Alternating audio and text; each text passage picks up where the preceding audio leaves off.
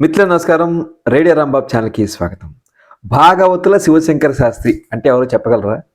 బహుశా చెప్పలేకపోవచ్చు.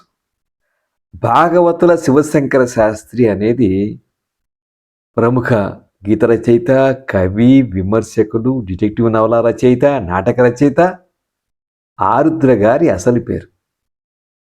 ఆరుద్ర అనే పేరు ఆయనకి ఎలా స్థిరపడింది అంటే చిన్నప్పుడు బొద్దుగా, ఎర్రగా ఉండటంతోటి ఆయన స్నేహితులు ఆయన్ని ఆరుద్ర అని ఆట పట్టించేవారట. బహుశా పెద్దయిన తర్వాత అదే దాన్ని తన కలం పేరు చేసుకున్నారు ఆరుద్ర.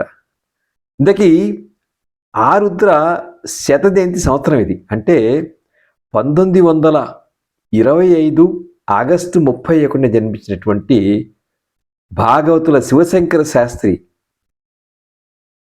ఎకా ఆరుద్ర జయంతి ఆగస్టు 31 తేదీ. అంటే 2024 సంవత్సరం ఆగస్టు 31 తేదీ నుంచి ఆయన శత జయంతి ఉత్సవం ప్రారంభమైంది అని అర్థం. ఆరుద్ర నాకు బాగా ఎందుకు ఇష్టం అంటే మనకు సినీ గీత రచయితల్లో దేవులపల్లి కృష్ణ, నారాయణ రెడ్డి, దాశరథి, తర్వాత కాలంలో వేటూరి, సీతారామ శాస్త్రి వీళ్ళందరూ ఉన్నారు. కానీ ఆరుద్ర వీళ్ళందరిలోనూ ఒక ప్రత్యేకత కలిగినటువంటి గీత రచయిత. ఆయన అంత్యప్రాసల ఆరుద్ర అని చెప్పి అనుకోవచ్చు. ఆయన పాటలన్నీ కూడా చాలా సరళంగా ఉంటాయి. ఒకటి రెండు పల్లవులు ఒకసారి గుర్తు చేస్తాను, అందరికీ తెలిసినవే కానీ మళ్ళీ గుర్తు చేస్తాను. ఉదాహరణకి పెంకి పెళ్ళాం ఎప్పుడో చిన్నప్పుడు, అప్పుడు మా అవరం కూడా పుట్టినది, ఐ థింక్ 50లో వచ్చింది సినిమా. పరిస్థితులం రైలు బండి పోతున్నది, వయసు వాళ్ళకి అందులో చోటున్నది అని చెప్పి ఆ పాట పల్లవది. అది కాకుండా రాయినైనా కాకపోతుని రామపాదము సోకగా, బోయనైనా కాకపోతుని పుణ్యచరితము పాడగా, ఇది కోరంత దీపంలోని పాట. అసలు బాపు రమణలతో దాదాపు ఆరుద్ర అన్ని సినిమాలకి రాసినట్టున్నారు.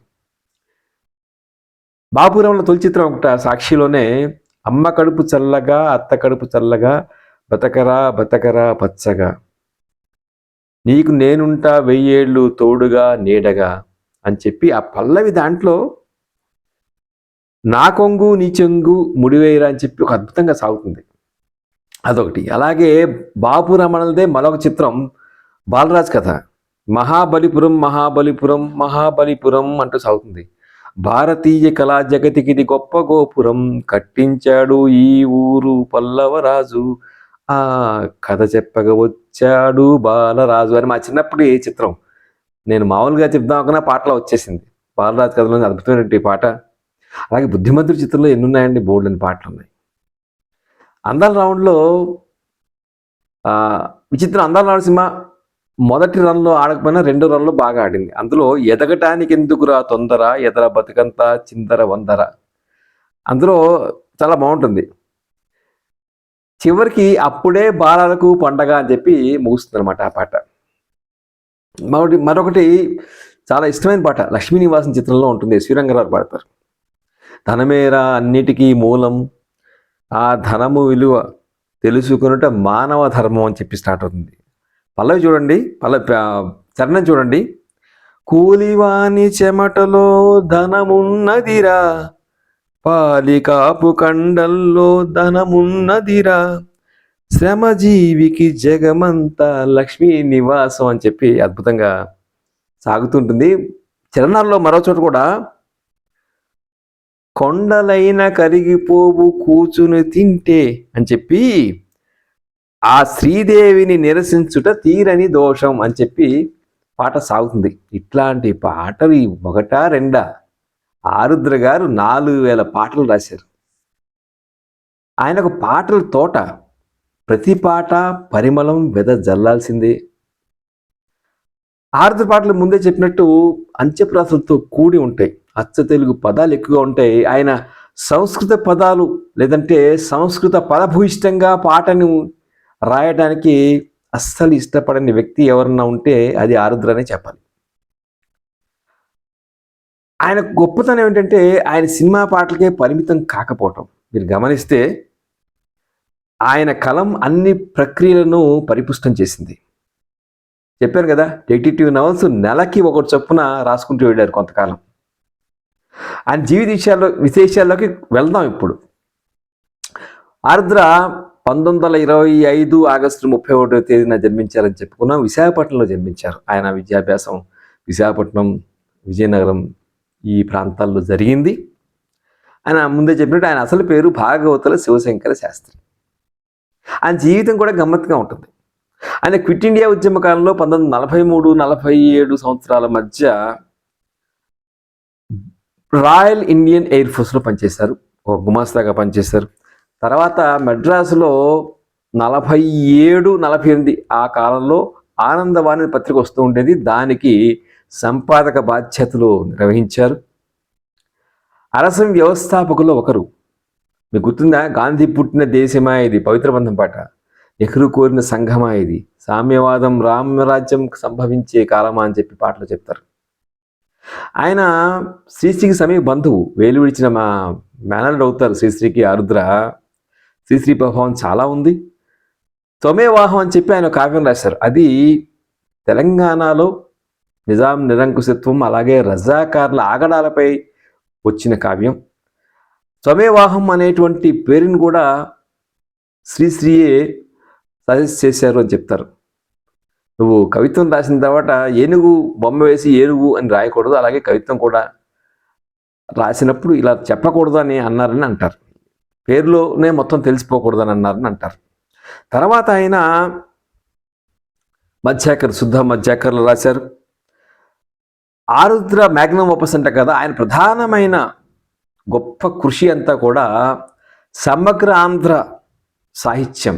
ఇది 13 భాగాలుగా వచ్చినట్టుంది. 1965లో మొదటిసారిగా ఎంఎస్ కవర్ వేశారు. తర్వాత 68లో ప్రజాశక్తి వారు వేశారు.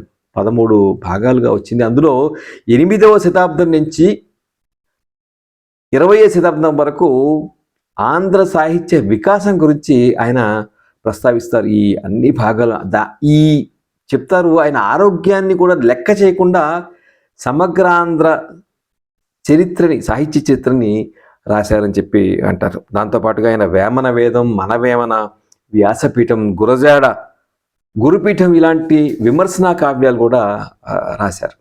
ఒక మాటలో చెప్పాలంటే కవిత్వం, పరిశోధన రెండింటినీ వినియోగిస్తూ కవి పరిశోధకుడిగా నవ్యత కోసం పరితపించినటువంటి నిత్య పరిశోధకుడు, హేతువాది ఆరుద్ర. ఇంతటి హేతువాది కూడా కొన్ని భక్తి గీతాలు రాశారైనా.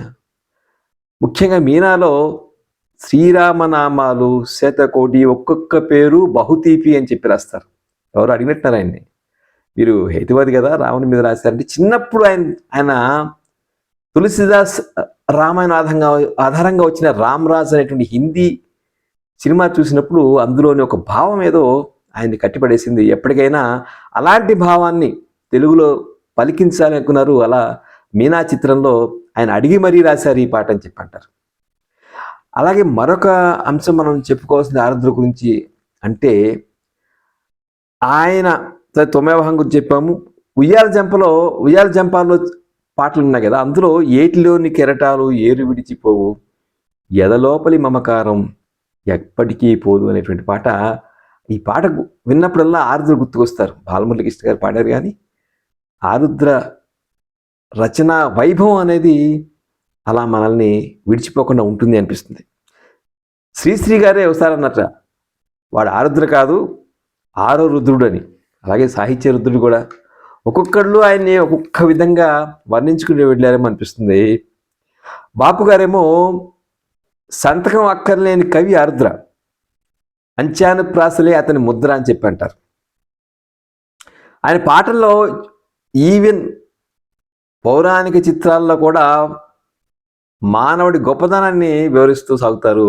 మీ అందరికీ గుర్తునే ఉంటుంది, బాలభారతం చిత్రంలో మానవుడే మహనీయుడు, శక్తియుతుడు, యుక్తిపరుడు, మానవుడే మాననీయుడు అని చెప్పి అంటారు. అలాగే ఆహ్ అని రాజ్ కపూర్ హిందీ సినిమా తెలుగులో ప్రేమ లేఖలుగా వచ్చింది.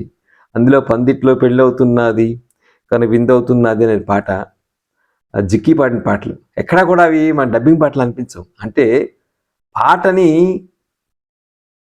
అంటే వేరే భాషలో పాటని లిప్సింగ్ కోసం రాసినప్పుడు కూడా ఆరుద్ర ఎక్కడ డబ్బింగ్ అనిపించకుండా రాయటం ఆయన గొప్పతనం.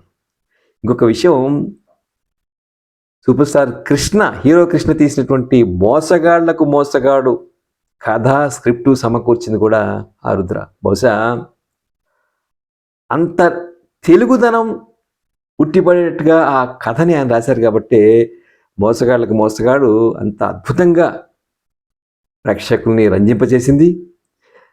కృష్ణ గారి ముగ్ధులై మీరు ఇంత బాగా స్క్రిప్ట్ రాశారు, మీరు ఎందుకు దర్శకత్వం చేయకూడదంటే రాయటం వరకే నా బాధ్యత, తీయటం నాది కాదు అని సున్నితంగా చెప్పి తప్పుకున్నారు ఆరుద్ర అని చెప్పి అంటారు. అలా ఆరుద్ర గురించి ఎన్ని విషయాలు చెప్పుకున్నా తక్కువగా అనిపిస్తుంది. ఓ చమత్కారం ఉంది. ఎవరో అన్నట్ట శ్రీశ్రీ గారితో, మీ శిష్యరత్నం ఆరుద్ర అన్నట్ట. శ్రీశ్రీ వెంటనే శిష్యుడు అంటే అతను ఒప్పుకోడు, రత్నం అంటే నేను ఒప్పుకోను అని చెప్పి అన్నట్ట. ఇట్లాంటి చమత్కారాలు ఆరుద్ర మీద ఎన్నో ఉన్నాయి. ఆరుద్ర సమగ్ర సాహిత్యం మరి ఆయన శత జయంతి సందర్భంగా ఏ సంస్థ అయినా తీసుకొస్తే చాలా బాగుంటుంది. మరి ఇప్పటికీ సమగ్రాంధ్ర సాహిత్య చిత్రం మరి అందుబాటులో ఉందో తెలియదు. అలాగే ఆయన రాసినటువంటి చాలా ఉన్నాయి కదా, కోనలమ్మ పదాలు, రుక్కుటేశ్వర శతకం అని చెప్పని శ్రీశ్రీతో కలిసి రాశారు. ఇలాంటివి ఎన్నో ఉన్నాయి.